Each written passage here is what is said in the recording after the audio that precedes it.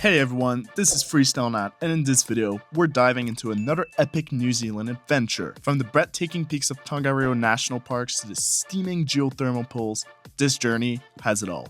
We'll chase New Zealand's most stunning waterfalls, including the largest one and the northern island of New Zealand. But that's not all. We'll explore the infamous Cathedral, venture throughout mystery mine tunnels, and uncover hidden gems that make this country so unforgettable. So buckle up, this is one adventure you don't want to miss.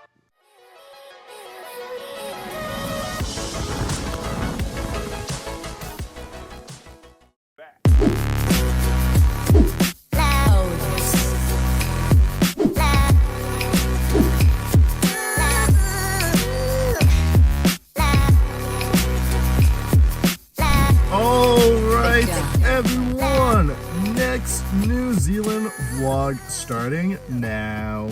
So we are actually currently at the Tongariro National Park. It is a little bit of a bummer as I have I think 4 days left in my trip and the weather is just pure garbage for all those 4 days. But honestly, I'm glad enough that I even got the chance to see the mountain because it was literally supposed to rain the next coming days. Thus, no view would have been possible. But on that note though, we are going to go out, check out some geothermal pool. We'll have a little peekaboo at it. And on that note, let's go check it out. And hopefully next time when I'm in New Zealand, I will have the chance to hike that mountain, as there's no way I'm hiking it with the current snow on it because that'd just be absolutely crazy. Yep, no, let's go out to the geothermal pool.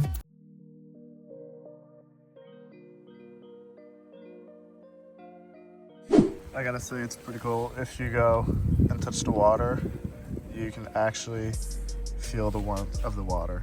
And if you can notice, you can actually see the water bubbling from the geothermal underneath. And not gonna lie, they were not lying about the smell. You can definitely smell the, what is it called, sulfuric acid. But anyway, you have that rotten egg smell. It's not brutal, but they don't look too active, so it could be worse. But I think what's impressive is the fact that there's still some vegetation found underground. Let me show you this specific pool. Don't get me wrong, it's not trees going in it, but the fact that there's living things in it is pretty impressive. No way, look at this fella, guys. We got some little mud ones. I think that's pretty cool. I don't know if you can see it, but out back, one of them is doing a little fart. Oh my god, look at that guy. It's like a little volcano looking guy. That is so wholesome. I gotta say, I do wonder how the actual science behind it works. I am no geological expert or whatever even is the domain for it, but pretty neat. Now, this one is quite a large body of water. Definitely one of the largest. I do wonder how warm they are, or just if they all have similar consistent temperature, if that makes sense. I just think it's impressive that vegetation can still live in this. This, it's pretty toasty warm. Well, yeah, overall, that was a pretty lovely visit at the geothermal location. If you ever are around the region, I'm pretty sure it's the only free one that you can actually access it, which I highly recommend because the other ones are crazy prices for else 100 New Zealand or 75 New Zealand. That's just ridiculous, to be honest. But apparently, I did a little bit of Googling and I accidentally fell upon the largest lake of New Zealand. It being this fellow, and largest lake is quite a big term. At least it is for the Australia region. I'm gonna assume that englobes New Zealand and Australia. But whenever you got the Great Lakes of Canada, this is peanuts compared to it. Which honestly begs the question, what is the world's biggest lake? I almost kind of want to say it might be the lakes in Canada. But on that note, we're going to go and check out 2 waterfalls. So the first one being Wairere Falls, and then the other one being Anyway, 2 waterfalls. Let's go out and visit them. So this is the first waterfall, and not gonna lie, pretty cool. It's right off of one of the main highways out there. And then it kind of just, I don't know, plunges into a canyon. Pretty cool looking. There is no hiking trail access to it, but there's a lovely little parking lot at the top, which then gives you the view down there. But that is pretty wholesome. Now, here's the next falls. Apparently, there is an current underneath that anyone who would ever try to swim, it's definitely a dead trap. I will say though, absolute tourist trap. They have like, I don't even know, 6,000 attractions nearby. They got like a helicopter just to view the waterfalls. However, on that note, we're gonna head out to the other waterfalls. Probably gonna be similar scenarios, so we'll see how it turns out, but hopefully a little bit less people. And yeah, no, let's go out, see what it is. A few moments later. All right, we arrived at the next portion of the falls. Well, I guess I just discovered something. Apparently this is a dam, which is obviously controlled. Low tide, or just no flow. High tide, when the gates are open. So we're actually not going to be able to see anything. However though, I would like to point out, this is not just the shadow or the lighting, but you can probably see at that line right there is how rapid the water would actually flow up to. Which honestly is kind of interesting to see. But yeah, all to say, you would definitely not want to be caught in this when the water gate gets open, because that'd be pretty hectic. Well, if that's the case, then I suppose that wraps it all up for today. We'll check around if there's anything nearby that we can do. If not, we'll go catch some rest, and yeah, we'll go explore tomorrow. All right, everyone, new day. In today's video, we're going to kickstart things off by checking out 2 waterfalls within the vicinity. I'm not gonna lie, I have no clue where I'm located currently in New Zealand, but the first waterfall is apparently New Zealand's tallest waterfall, specifically for the Northern Island. And afterwards, the other waterfall that we're gonna go out and check out is the Kaiate Waterfall. I probably completely butchered that name. I apologize. But regardless though, let's just hop right into things and go check out the first waterfall.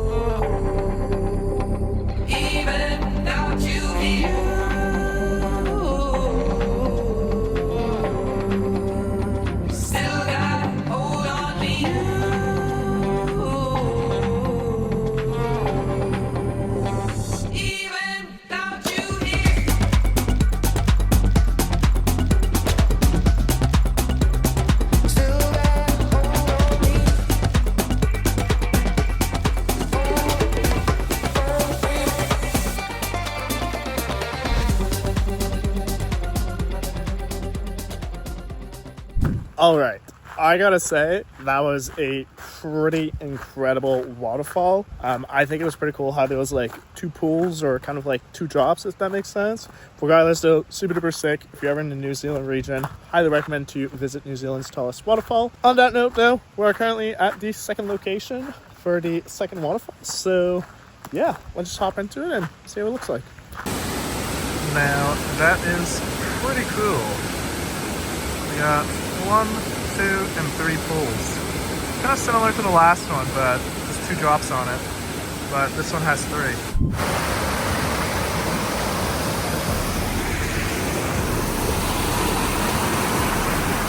So I guess it keeps on going, but there's another drop off here, which I gotta say is probably the coolest out of all of them. Like, look at that. And you have a lovely pool at the bottom. I thought that's quite a large drop, but wow, absolutely breathtaking.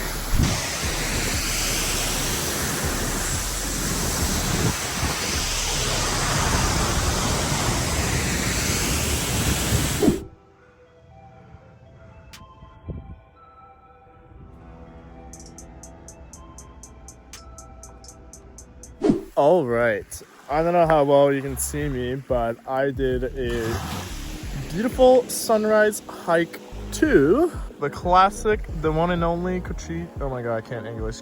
Oh my god.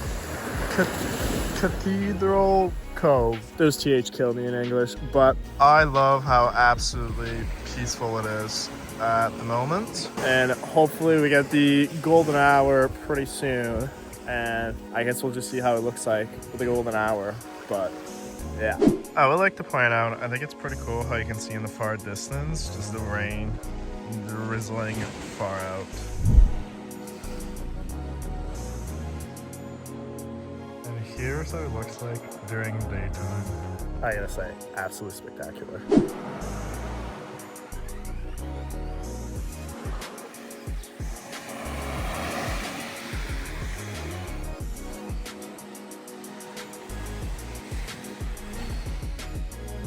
I gotta say, that was pretty gnarly. Not sure where to next. We're probably just gonna go back in the car, brainstorm some ideas, but all right, we found our next pit stop, which is the Martha Mine, I believe is how it's called, down in the Waihi region. And apparently the whole like city kind of revolves around prehistoric or old gold mines, which apparently one of them was a open sky mine. So there's a little track that goes around, and we'll see what sort of views that we can get. But first, apparently this tall building, they had to move it because it was the old pump house, and apparently there was a risk that the whole building would pretty much just like collapse underneath from the soil and all of that. But they pretty much moved the whole building several meters away from it somehow, but pretty cool. Yeah, here's the inside of it, and I gotta say, it's pretty cool looking, and to my knowledge, all of those steel beams were added to reinforce the structure itself as they were moving it. But yeah, that must have been a pretty crazy project for the least to say. But yeah, here's the actual open mine site. I gotta say, that is crazy large. I don't wonder if it's still active or not. There seems to be something going on down there. Probably see it down there. Not quite sure what they're doing, but I think it's just cool how you can actually see it very up close, because some of the mines that I've seen, you can see them that up close. It's actually a pretty interesting information sign, but yeah, no, it still is active according to this. Interesting is all I gotta say. I just can't get over the size of it. Anywho, that was all for the open mine. Pretty interesting. However, though, our next pit stop, we're gonna go out and explore some actual tunnels. All right, so spontaneous little pit stop. Apparently there's a random waterfall, so of course Nathaniel has to stop. So we're gonna go out and check out the waterfall. Well, that was a fairly quick and easy one to access. It's literally right off the road. But yeah, there's actually generally a clumsy waterfall. Pretty cool looking. I like the little moss and a little bit of the color of the water, not as much see-through, but pretty cool regardless. All right, everyone, so we have finally arrived, and not gonna lie, there's quite a lot of cool things going on, so honestly, we'll just hop right into cinematics.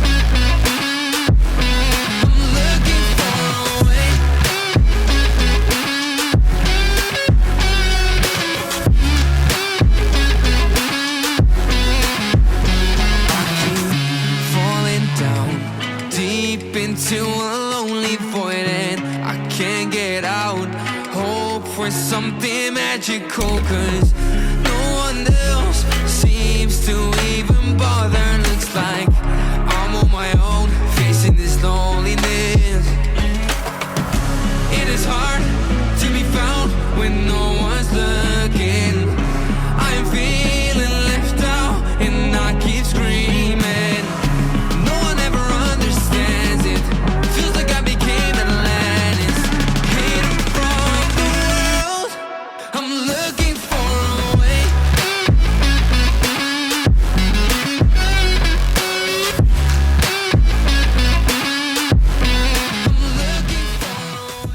All right, everyone, so that wraps up for all of the mine shenanigan. Honestly, highly recommend checking it out if you're ever out in the region. It's called the Karangahake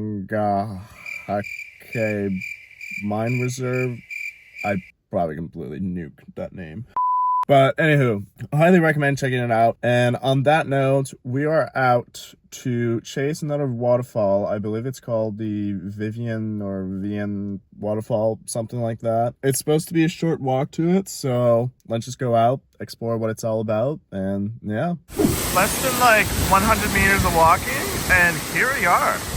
I gotta say, it's actually a pretty cool one. I like the vibes of, like, I don't know, the trees kind of surrounding, and then you got like the waterfall right in the middle. I don't know, it's a pretty cool vibe. But yeah, Vivian, something like that. I don't know, enjoy these. All right, we've arrived at our next pit stop, which is the Owharoa Falls, I think is how it's pronounced. The rain looks completely horrendous, so it's probably going to be a very quick in and out kind of vibe. But yeah, let's go and check it out. All right, I gotta say, with all of the rain, this is actually genuinely pretty cool because she is flowing real freaking good. But no, this is like a lot of water. Honestly, very short walk to it, so if you're out driving in the region or you're just doing like a quick little pit stop, highly recommend it. It'll take you a few seconds, but that's gorgeous. All right, everyone, so this is Nathaniel in the future.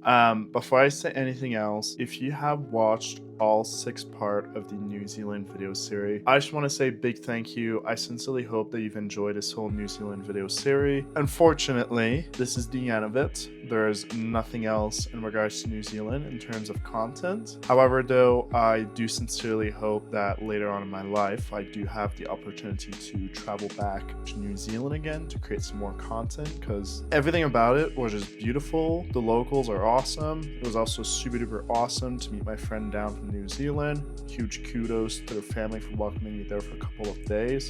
Just overall culture, diversity, and like the respect they can find out of New Zealand is just, it's really awesome. Like, the best way to describe it is like, it's a lot more of a laid back society than your typical North American that's like go go go go. Like, you can talk to anyone in New Zealand and they'd be more than happy to go and just have a conversation with you. But anywho, all to say that I had an awesome time out in New Zealand, and I just hope that you've been able to enjoy the content. Moving forward onto this YouTube channel, I am actually currently out in Colorado. I have been in Colorado for probably over 5 months so far, and the ski season is officially beginning out here, so you can certainly expect lots of awesome skiing content, and I do have one hiking video that should hopefully be published very soon. Otherwise though, yeah, I really don't have anything else to say. Then thanks a lot for being part of the Freestyle Net crew channel.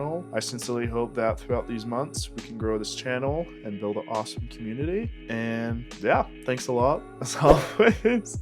Make sure to subscribe, turn on the post notification bell, and leave a big old fat thumbs up. And yeah, stay tuned for the awesome skiing / hiking content out in Colorado, everyone.